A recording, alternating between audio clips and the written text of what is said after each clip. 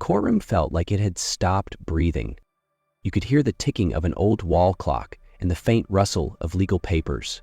Sunlight filtered through the tall windows, catching dust in the air like suspended thoughts. Every eye in the room was locked on the small figure seated behind the witness stand. Her name was Mira. She was 9 years old. Her legs dangled above the floor, too short to reach the wooden platform beneath her. Her hands were tightly wrapped around a weathered, cloth-bound storybook, one whose cover had been frayed from years of use and quiet comfort. Mira wasn't wearing anything remarkable, just a soft pink dress with tiny embroidered stars, the kind you'd wear to feel brave even when you weren't. But this wasn't a school recital. This wasn't even a bad dream.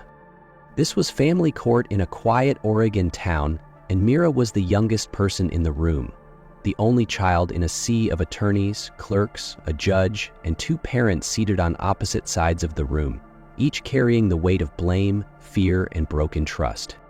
Her mother sat with her lawyer, clutching a tissue, face worn but fierce. Her father sat rigid, arms clenched, his stare hollow but trembling. Tension buzzed beneath the silence like an electric hum. But Mira wasn't looking at either of them. Her eyes were locked on the aisle just beyond the wooden partition, on a large German shepherd named Axel, wearing a deep green vest embroidered with white words, "Service dog, do not pet." He sat patiently, motionless, but somehow alert, as if waiting for something no one else could see coming. And what happened next would change everything. Mira hadn't spoken a word in over 18 months. The silence didn't arrive all at once. It crept in slowly, until even the smallest sounds she used to make, humming, laughing, asking for bedtime stories, faded like chalk on rain-washed pavement. It wasn't because she didn't have anything to say.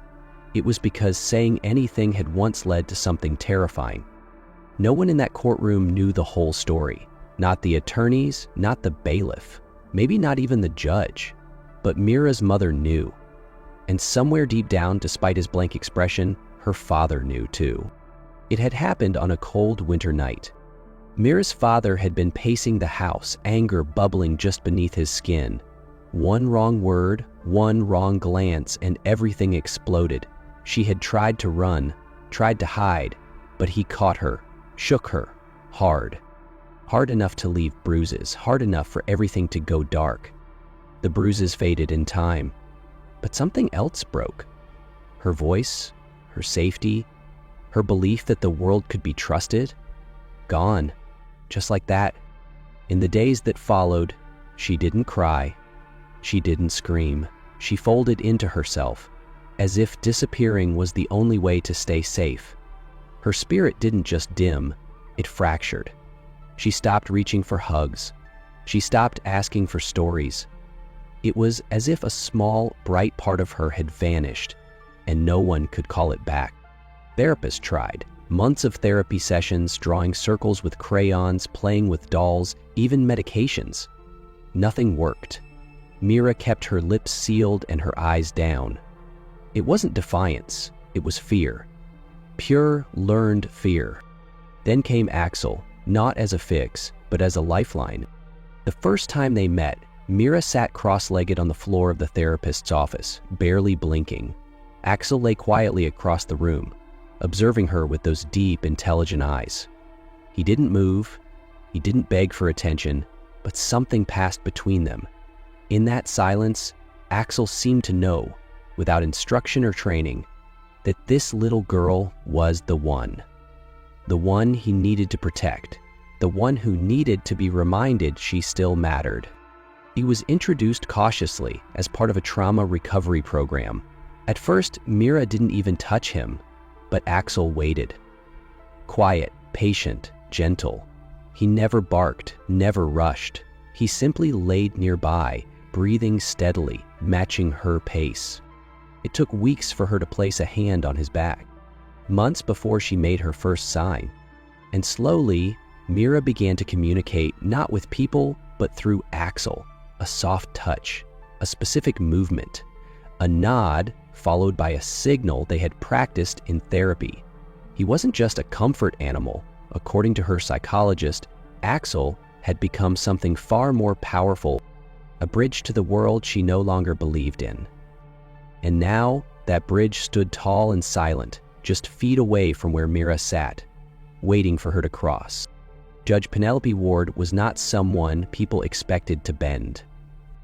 She had served on the bench for over 25 years, through civil disputes, custody battles, and more broken families than she cared to remember. Her reputation was crisp, clinical. She followed the law to the letter. She did not entertain emotion, theatrics, or sentiment. To many, she was respected. To some, feared, but never underestimated. On this morning, she sat tall in her chair, a pair of silver reading glasses perched low on her nose. Her robe, perfectly pressed. Her hair pulled back in a no-nonsense bun, the kind of judge who made even seasoned lawyers sit up straighter. But something about today was different.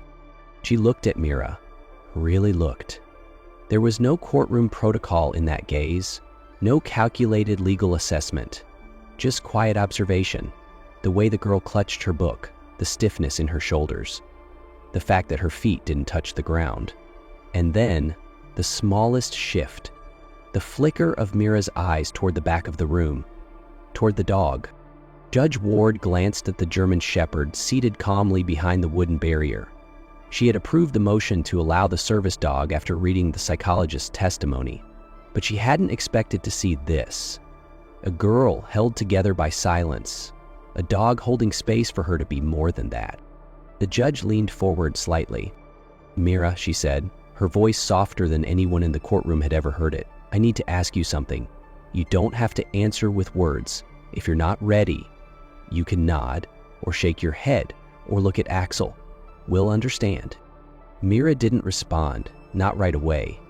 The silence stretched long enough to feel heavy. No one dared to speak.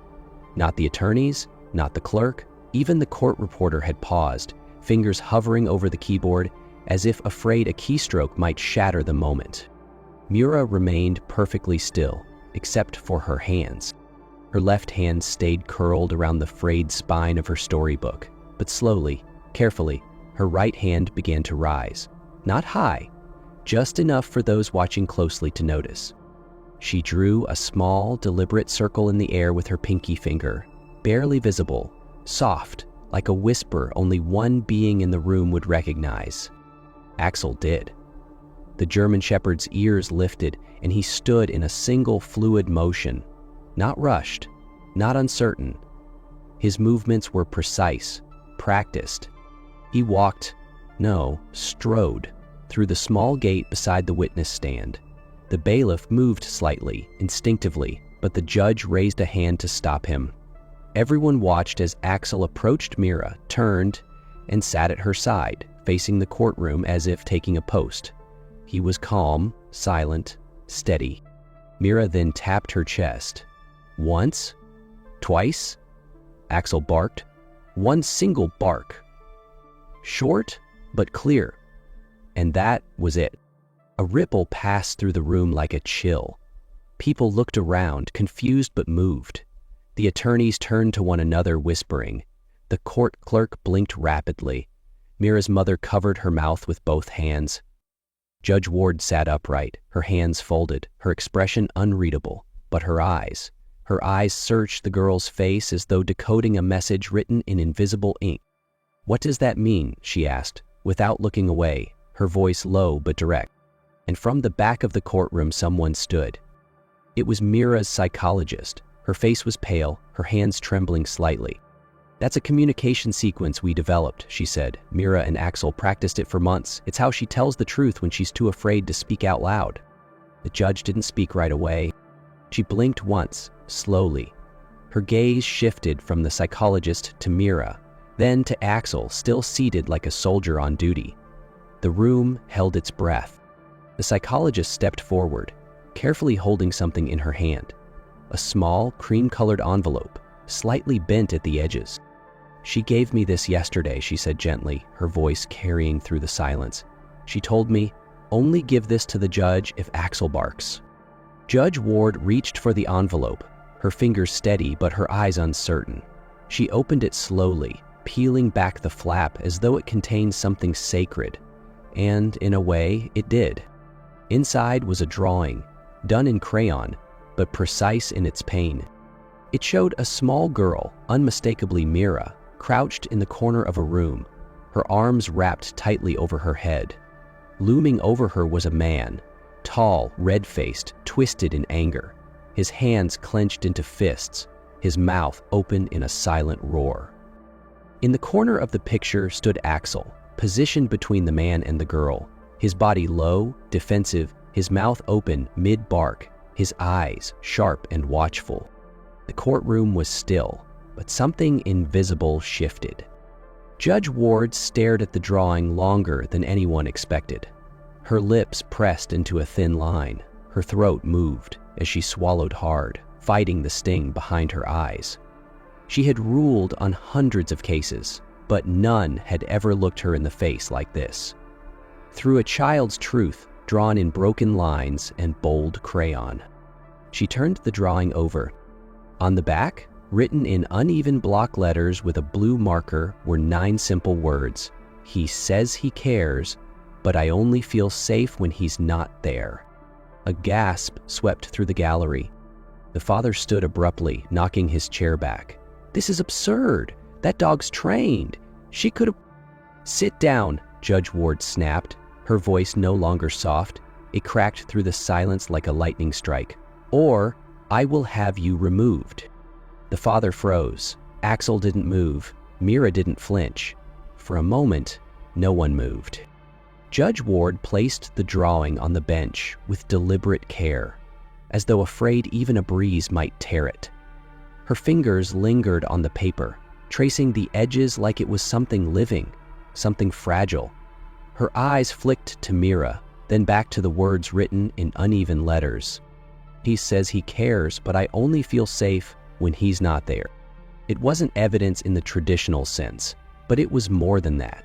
It was a child's raw truth, unfiltered by adult logic or legal argument. And in that courtroom, with all its formality and rules, that truth hit harder than anything written in a report. The father remained standing, face flushed with anger, chest heaving.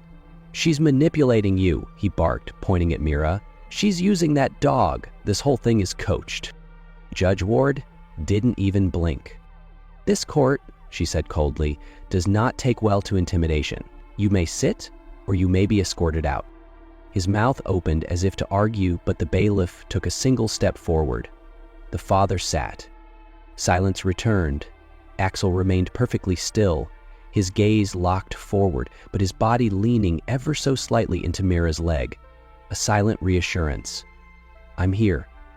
And Mira, she hadn't moved, not even flinched through her father's outburst, but there was something different now. Her shoulders, once hunched inward, seemed to shift, just slightly, like a weight had been lifted.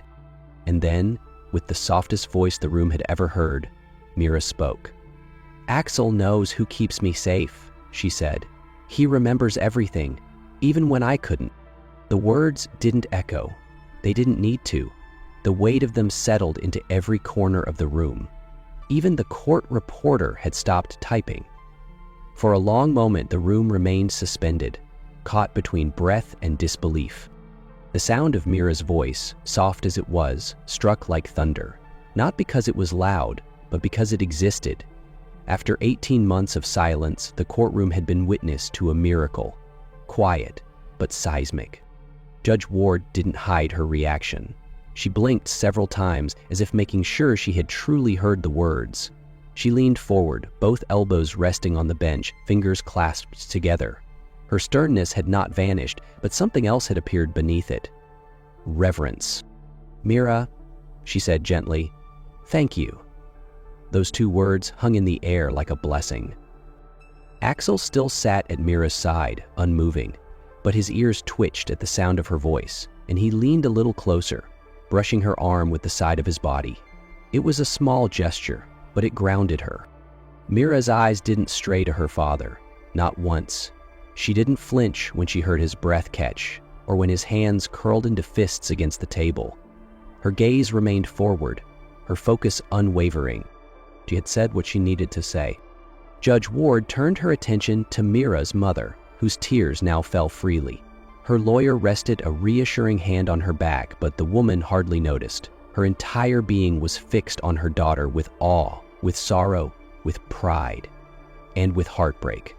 Because in her daughter's voice, she could hear the weight of every sleepless night, every bruise left unseen, every scream that had gone silent.